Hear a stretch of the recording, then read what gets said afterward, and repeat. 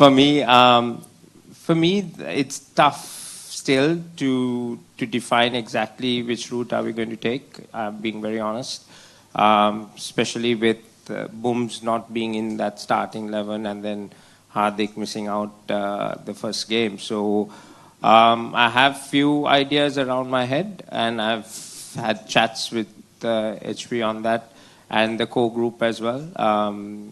Had a really good chat with Ro, what kind of, how we want to approach.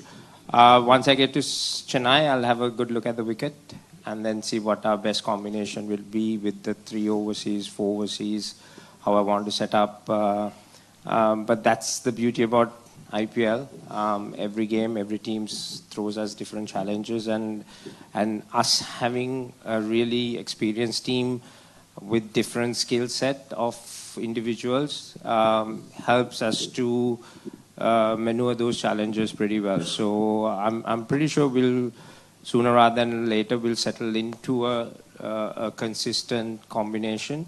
But given the injuries that we have, and obviously a few guys missing out the first game, so we just need to figure out how we're going to set up. Hi Hardik, Vishal here from Bazooka. How difficult it is to choose between Ryan and Will Jacks as an opening partner? In Jacks, you'll get two bowling options, and in Ryan, you'll get a keeping option. So Rohit के साथ कौन open करेगा? I think that we'll leave it for the game to come. I don't think I like to say here who's playing or not playing, but at the same point of time, whatever the team requires it. Our team requires 2 options, we'll go for 2 options. If our team requires batting, I mean, that call will take it when the time comes.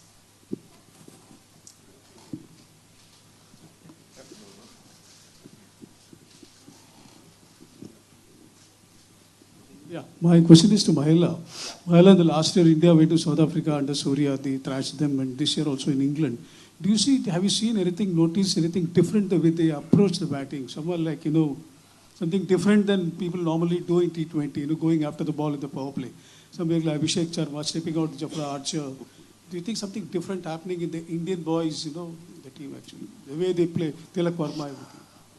Well, I think I'm sure there was an approach, but I wasn't in the dressing room to know exactly what the planning was. But like I said, when you have skill sets and players playing a certain brand, and given the opposition how they want to take control, bilateral series, it's one way of, setting, how would I say, setting a standard up front and say, this is the way I want to play that bilateral series and put the opposition under pressure. And I was watching that, and it looked great. And India definitely battered South Africa out of that tournament. So, yeah, I mean, it was great to see that. But I guess it's something that you need to probably ask Gauti and the leadership group in that team who would have come up with that plan. Hardik, would you like to answer the question? I think, sir, it's fearlessness, at the same point of time, freedom. This 2 combination, when it's combined, there's something magical keeps happening. That's what you see. I don't think I would have stepped on to Jofra Archer with the power play and hit him over the cover, but that's the youth. At once upon a time, I used to be a young lad when he was 21. Nowadays, people who are 21, 22, 23, which are the names which you mentioned, they are even more fearless, more exciting talents to watch out for. And just go and play. And I think that is the reason they do. We don't tell them to step out, not step out. Just give them the freedom. They pick their best options. Will you encourage that to happen in your team now? Absolutely. Go and punch them. No problem.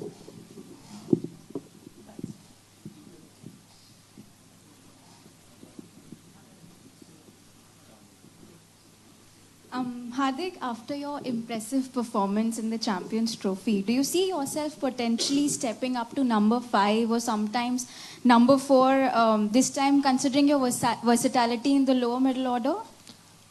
See, that batting order, I've never really taken much into my cricket. I've always been a player who liked to play situations.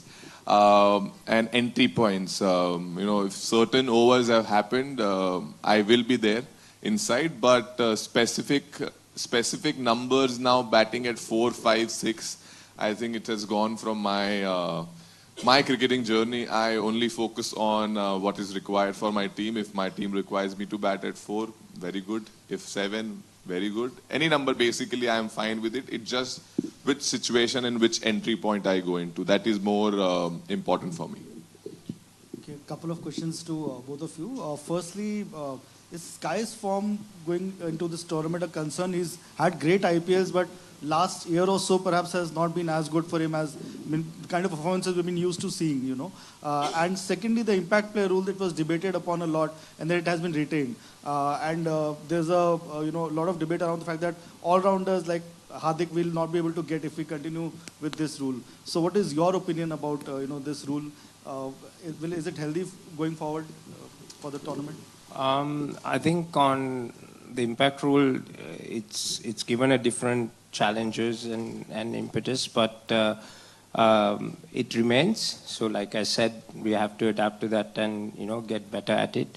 My only concern even at that time was that the all-rounder in that aspect, sometimes like you have a pure all-rounders who have a specific role to play, it's a different matter, but those other all-rounders sometimes been taken out of the game because you bring a genuine bowler or a genuine batsman to come in and play that. So that's something that whether we have to wait and see in the long term whether that will have some effect.